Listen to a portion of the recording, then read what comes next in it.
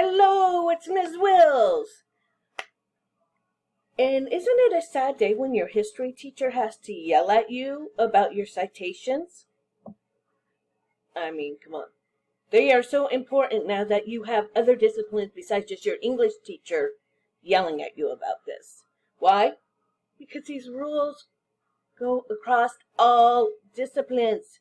This is cross-curriculum. You still have to properly cite. And I'm putting it on record right now. If you give me a list of URLs or dare put a URL as an in-text citation, you're getting a 0. This is a test grade on this paper coming up, and I will give you a 0 because I've had it. And I had a nice talk with Miss Golding. That is her rule. We tend to have the same students. We expect the same level from you guys. You better cite correctly, and if you give me a list of URLs, we're done. So, here's something some of you know about. Several of you do, and I can tell because you have nice, pretty little bibliographies and works cited pages, and even your in-text citations tend to look good. But some of you are giving me URLs. Some of you are putting URLs in the middle of your in-text. What the heck is up with that? That's nothing close to how you cite in-text for Travian or MLA. So we're going to go over MLA first, because you need that before I can teach you anything else. So, I just happened to put in Citation Machine MLA, and here's all the sites that come up. Let's even just put in Citation MLA Generator. Citation Generator MLA. And notice all these websites that come up. These are all for you. They all help you. For some reason, I tend to like Scribber better. There's no reason. I actually don't use either. No, I'm that math that goes to Purdue Owl and, looks directly at my paper to make sure everything's perfect, but that's just because I hit a level where I got yelled at for having a comma instead of a period. So, let's see, what are we going to cite? And I have already grabbed something for you.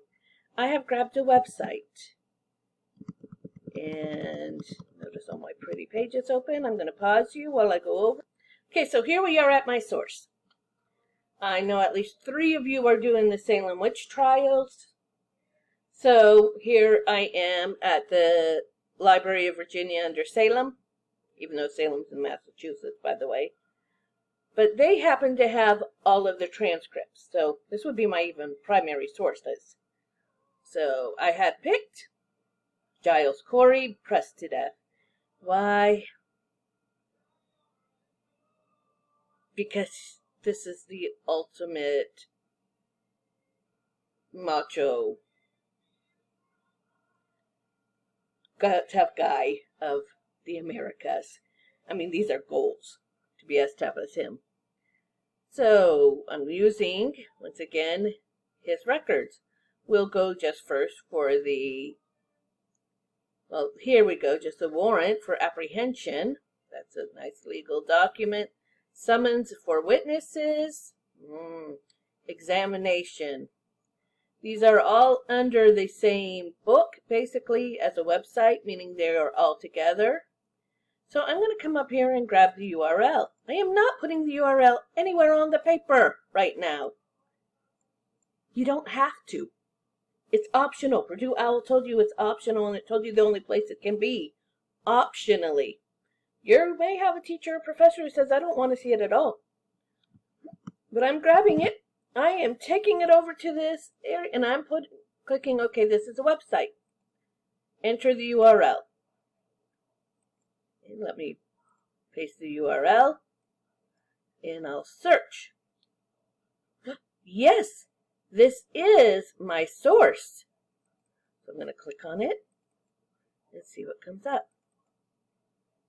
Well, it tells me it's a web page. It gives me the title, but not the name of the website. Oh no, I have to go back. The name of the website is the Salem Witch Trials Document Archives and Transcription Project. So not the name of the website, but the name of where I am. So the website would be, let me go back and show you. That's the article I'm on. So Salem Witch Trial Archives, salem.lib, Virginia edu, but what's the name of the website is the Salem Witch Trials. So the name, Salem Witch Trials. Author. Let's see, does it have an author? I'm under court records. Guess what? That's the author. Your secondary sources better all have authors. But this, I'm under transcription of court records. Let's see, is there an author? Let me go back down to Giles Corey.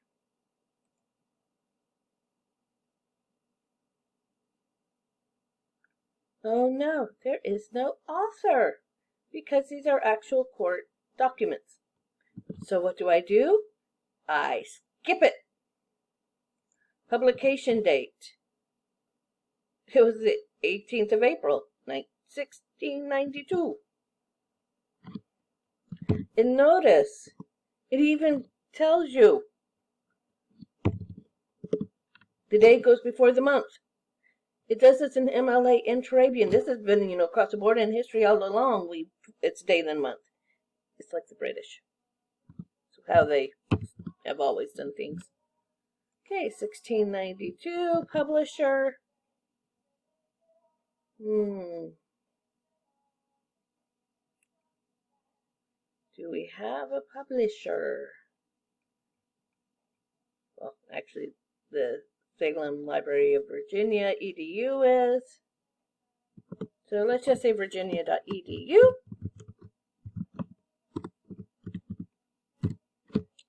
Site source.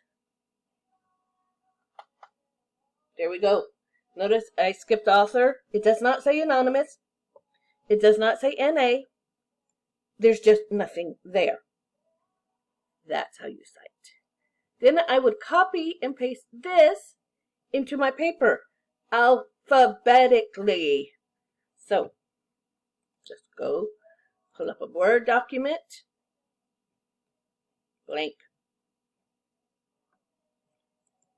First thing I should do, knowing I'm doing a paper, Times New Roman 12, come to paragraph, 2.0, come back to paragraph, remove the space after paragraph. Since I'm doing this in MLA, I don't want bold, I just want underline. So I don't want that either. I'll just call it works cited. As I said, Turabian history, we call it a bibliography, but under MLA it's just works cited.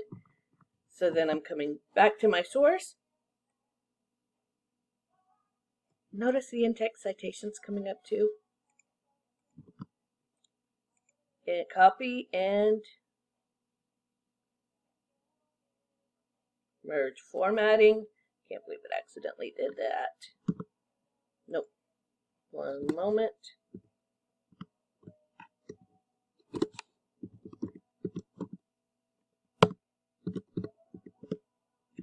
And it's not indenting for me, which is why I've never taken points off of you guys. If you don't indent, you're supposed to the second and third paragraph. This is a problem with Word, however. I'm going to take the 2.0 off, though, and see if that does it. Because you don't actually do that for your works cited. No, so I'm going to leave it. Now, this needs to be in alphabetical order, which means if my next source, we'll find one, starts before an S, this has to be moved down. But let's go back first to in-text citation. It's right there. And it might have actually done it wrong.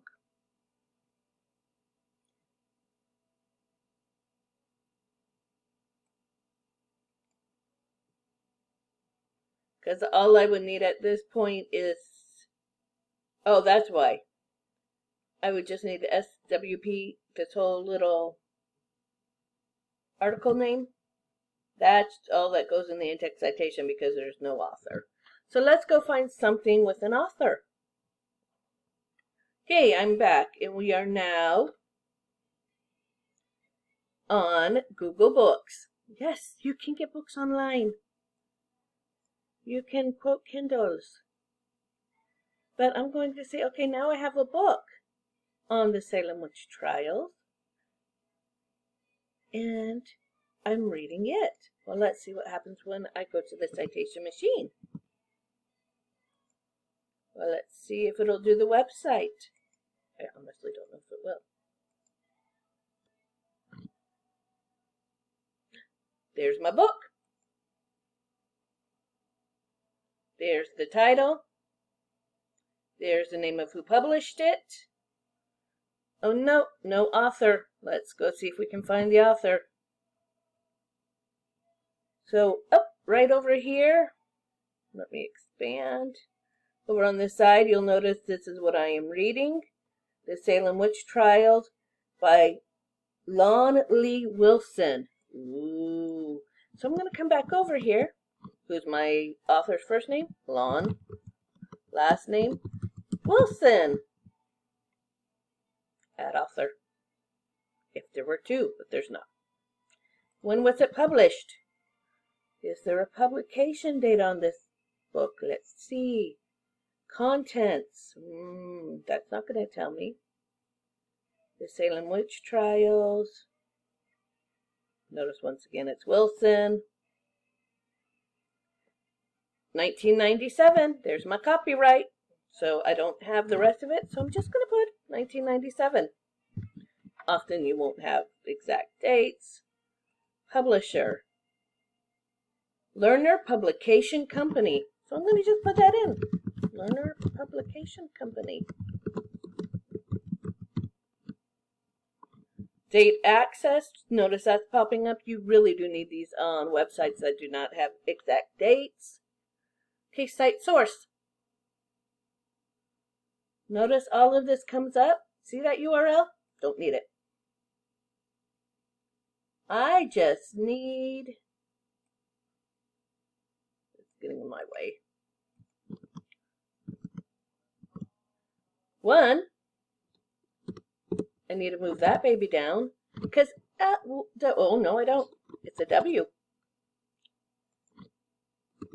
So it's going to go after the S. Really, I can do the alphabet. See where it has a Google Book thing? Don't need it. That's a book. Once again, notice Salem Witch Trials is italicized. Google Books is italicized. Two works cited. S comes before W. Now it's saying in-text citation. Let's see if we can get back to that. Okay, in-text citation. Wilson. If you had a page number, you would put the page number after Wilson. So let's say I do. Well, then what is it going to look like? Well, it's already said, Wilson. But let's say it's page 45 because I've used that as an example. Wilson, 45. That's it. That is an in-text citation. No URLs involved. Because I have the author, I don't need the name of the book or the article. I have the author. And just a page number. No commas. Purdue Owl and the academic world killed that comma about 10 years ago when they also killed PG, period. They were streamlining. None. That is how you cite an MLA. And here's just one of the many tools. MLA or citation machine will do it too. Once again, just Google Citation Generator. It's right there. Right there. All these nice little ones. APA, which you may have to use in college because a lot of universities just suddenly fell in love with APA. Even for disciplines that shouldn't be using it. Now, what if I say, okay, Citation Generator, Chicago. By the way, Chicago and Turabian are the same exact thing. Citation machine, Chicago format. Here, we're works-cited page is going to look almost identical. Once again, it's just the in-text citations are footnotes instead, and there's a few little things about where your period goes, and you switch author and, or not author, publication and where it was published. So examples, once again, how to do it. Website, do I still have my website? Let's look. So, click on website once again. And let's go back and grab that book. Okay, so once again, I'm just going to paste the URL, put in a search, and it's waiting for verification. It's uploading site.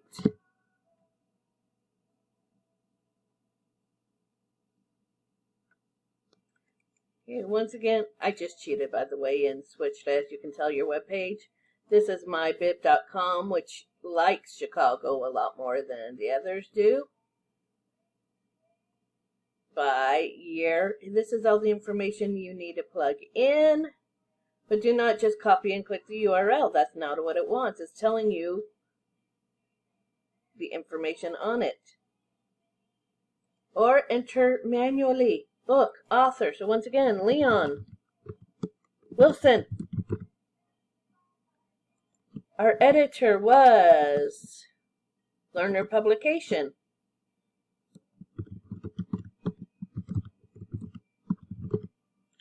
There is no translator. Often, a lot of you, the one I showed you before in Mesopotamia, will have a translator. Somebody translated that baby into English. The Salem Witch Trial, those are the original transcripts. There's no. So what that was, this book was 1997. 1997, title of the book is The Salem Witch Trials. There's no edition or volume number. Publisher place is Google Books. Date viewed, once again, I can put that in. The ISBN would actually generate everything for you. And there it is. You just copy and paste that baby. And now you have it for a bibliography. See if there's any differences between the two. And the difference right there is that the publication year goes near the front. And it tells you it's edited by. That's the only difference between the two. Otherwise, you need a footnote. I don't know if this baby will actually, this is a bib generator, so this one won't footnote for me. And there is a footnote generator out there, but this is all you have to do. These exist. These tools are for you. So once again, if I see a collection of URLs, or dare see a URL, in the middle of your in-text citations, and it's not part of a footnote, it's a zero. It's all here for you. The world has become easier for you. You have tools. Use the tools. Don't be the tool. Bye.